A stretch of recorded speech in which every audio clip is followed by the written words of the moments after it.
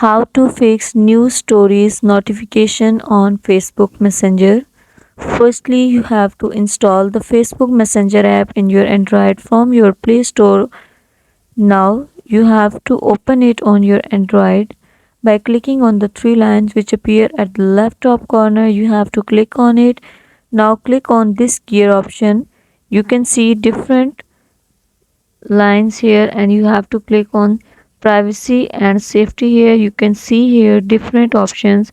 At the last you can see story controls. Before this, just make sure watch the complete video and follow each step carefully to avoid forgetting anything and making mistakes.